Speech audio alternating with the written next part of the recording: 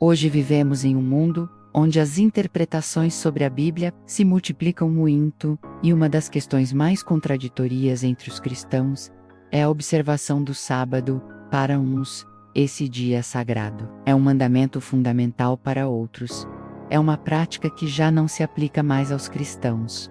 A Bíblia, com sua sabedoria e clareza, nos coloca frente a um grande desafio: como conciliar as diferentes doutrinas sobre o sábado à luz das Escrituras. O apóstolo Paulo, em sua carta aos Gálatas, nos alerta com uma confirmação forte e direta: qualquer ensinamento que altere o Evangelho de Cristo deve ser rejeitado. Ele diz, em Gálatas 1:8, que mesmo que um anjo do céu pregue algo diferente do que já nos foi anunciado, não devemos aceitar.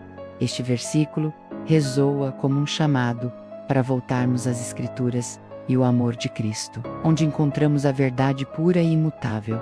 Por isso, a questão sobre a observância do sábado merece nossa atenção especial. Não podemos nos deixar levar por tradições ou práticas externas, mas devemos nos perguntar: o que a palavra de Deus realmente diz sobre este dia? Será que as doutrinas atuais sobre o sábado estão em conformidade com a Bíblia? Hoje eu te convido a profundizar em uma jornada única. Um desafio de 10 perguntas, todas baseadas unicamente nas Escrituras. Não vamos buscar revelações de fora, nem visões pessoais. Vamos olhar para a Bíblia e com ela confrontar as doutrinas que nos foram ensinadas. Será que conseguimos encontrar clareza? Será que a verdade vai resistir ao teste das Escrituras? O desafio é simples.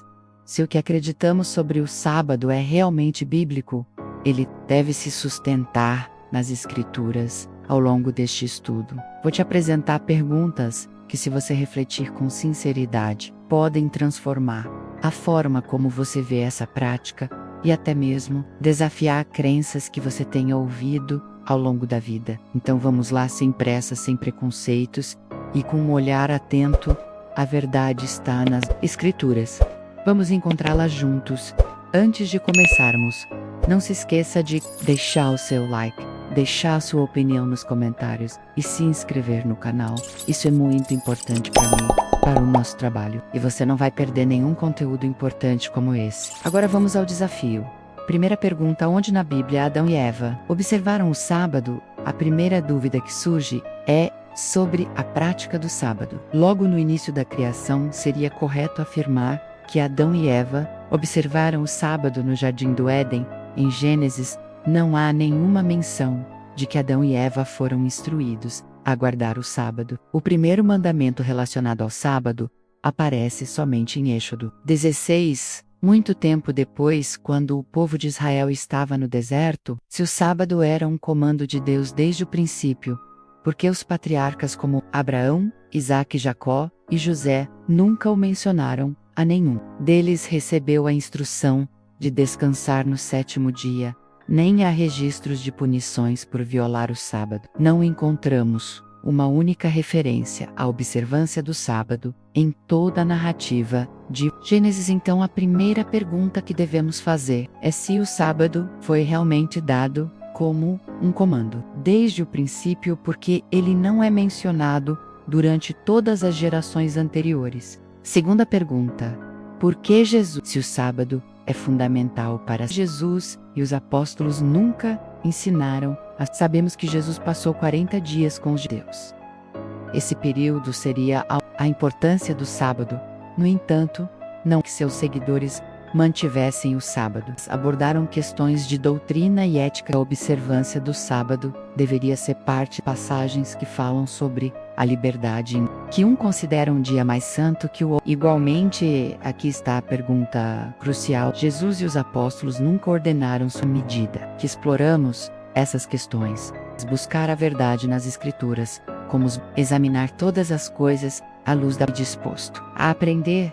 Não se trata de voltar ao fundamento bíblico e fazer que o que ensina é verdadeiramente bíblico e suficiente para justificar a sua fé. Agora, sábado é de fato uma questão central. Permanece em silêncio sobre ele, após a Bíblia faz uma clara distinção entre. Terceira pergunta: onde na Bíblia Deus faz uma distinção entre leis morais e cerimoniais. Uma das divisões fundamentais na teologia adventista é a separação entre leis morais e cerimoniais. Segundo essa interpretação, algumas leis, como os 10 mandamentos, são vistas como eternas e morais, enquanto outras, como sacrifícios e festivais, seriam cerimoniais e, portanto, abolidas. No entanto, essa distinção não aparece em nenhum lugar nas Escrituras. Nenhum profeta apóstolo ou mesmo Jesus fez tal divisão clara entre as leis. A Bíblia frequentemente trata a lei de Moisés como um sistema unificado por exemplo, Paulo afirma que se alguém escolhe se circuncidar, está obrigado a obedecer a toda a lei. Isso implica que, se alguém opta por seguir uma parte da lei, ele está vinculado a todas as suas exigências. A pergunta é: você pode encontrar na Bíblia onde Deus faz essa separação entre leis morais e cerimoniais? Quarta pergunta: onde a Bíblia diz que o sábado é a cela de Deus? A ideia de que o sábado é o sinal final de lealdade a Deus e a cela de Deus nos tempos finais é amplamente discutida. Porém, a Bíblia diz algo completamente diferente sobre o selo de Deus vemos que a verdadeira cela de Deus não é um dia, mas uma pessoa. O Espírito Santo, quando você crê, você é marcado por ele. O Espírito Santo, que é o selo prometido a mesma ideia, é reafirmada: não entristeçais o Espírito Santo de Deus, no qual fostes selados, para o dia da redenção. Não há menção de um dia específico, ou de qualquer tipo de calendário. O selo de Deus é o Espírito que habita no crente. A pergunta é: onde na Bíblia encontramos a afirmação de que o sábado é a cela de Deus? Antes de prosseguirmos, eu quero saber a sua opinião. O que você acha sobre o conceito do sábado como a confirmação de Deus? Você já tinha ouvido isso antes? Deixe seu comentário aqui embaixo, vamos conversar sobre esse assunto. Eu vou adorar saber o que você pensa. Antes de prosseguirmos, eu quero saber a sua do sábado como a confirmação de Deus. Você já pergunta onde a Bíblia ensina que Jesus entrou no lugar santíssimo apenas em 1844, de acordo com a doutrina adventista. Jesus iniciou uma nova fase de seu ministério celestial em 1844, entrando no lugar santíssimo do santuário celestial. No entanto, a Bíblia apresenta uma visão diferente.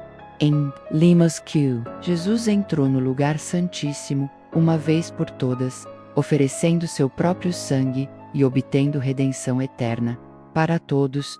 Não há menção de um evento futuro de 1844.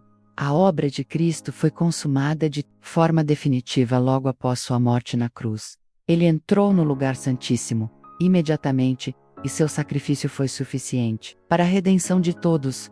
A questão é por que acreditar em um evento profético que ocorre 1800 anos depois da crucificação. Se a Bíblia deixa claro que Cristo completou sua obra de redenção de uma vez por todas, aqui vemos que as doutrinas devem ser examinadas sob a luz das Escrituras. Não devemos adicionar ou tirar nada da palavra de Deus. Quando a Bíblia é clara, devemos confiar plenamente nela, sem recorrer a interpretações ou visões humanas. A verdade será revelada quando nos apegarmos às Escrituras e ao ensino de Cristo. Agora vamos continuar com mais algumas perguntas importantes. Sexta pergunta: onde está o julgamento investigativo claramente ensinado na Bíblia? Uma doutrina importante do Adventismo é o conceito de julgamento investigativo, onde desde 1844 Jesus estaria examinando as vidas dos crentes para determinar quem será digno da vida eterna. No entanto, não há nenhum versículo claro que ensine sobre isso nas Escrituras. Em vez disso, o livro de Hebreus nos ensina que Cristo já ofereceu seu sacrifício e se assentou à destra de Deus. Não há nenhuma sala de julgamento, nenhuma investigação futura sobre os registros dos crentes. Portanto, a questão é: onde na Bíblia podemos encontrar um julgamento investigativo? Sétima pergunta: se a salvação depende de obedecer aos 10 mandamentos, como você explica? Muitos ensinam que a obediência aos 10 mandamentos, em especial a observância do sábado, é essencial para a salvação. Entanto, Paulo diz porque o pecado não terá domínio sobre vós, pois não estáis debaixo da lei, mas debaixo da graça. E a salvação é pelo sangue de Cristo e pela graça de Deus, não pela observância de uma lista de regras. Se estamos sob a graça, não estamos mais sob a condenação da lei. A questão é, se a salvação depende da obediência à lei, o que significaria a obra de Cristo na cruz? Oitava pergunta: por que interpretar a Bíblia através de qualquer outro evangelho? No entanto, a Bíblia por si só não é suficiente para... Nona pergunta: Isaías 6, 6 e 23, menciona o sábado, e novos mundos também. Isaías 6, 6 e 23.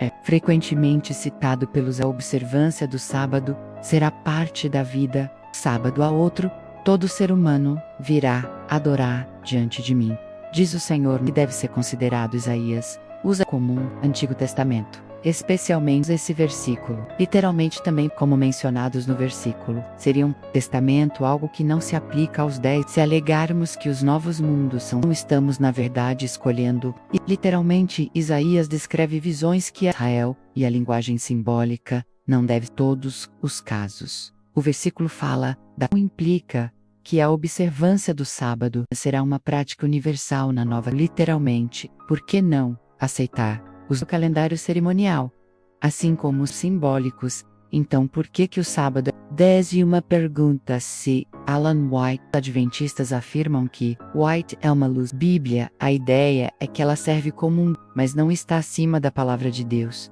muitas vezes sendo tratada como uma. Os escritos moldam a doutrina, a profecia. O problema aqui é que a Bíblia é para ensinar, repreender, corrigir, e padrão final, não visões. Ou nunca nos pediram para seguir sonhos. Ou final e crucial é, se White não é igual a dentro da igreja, se perguntar, ou pode ser visto como um controle espiritual, não seria isso uma negação das escrituras? Examinar as doutrinas, e através dessas 10 perguntas, vemos que é das escrituras. Não devemos aceitar Deus. A Bíblia deve ser nossa única fonte de todas as respostas, pois a verdade está clara. Devemos confiar nela, sem adicionar, mas para encorajar a investigação pessoal, se sua fé está firmada na palavra de qualquer desafio, eu te convido, não tome minha Bíblia, leia com atenção sem filtros, e a verdade completa, a única autoridade, Bíblia. Ela é a luz maior que ilumina. Tradição que contradiga ou acrescente. Se este estudo foi útil para você, considere que o amor andam sempre juntos. Amém.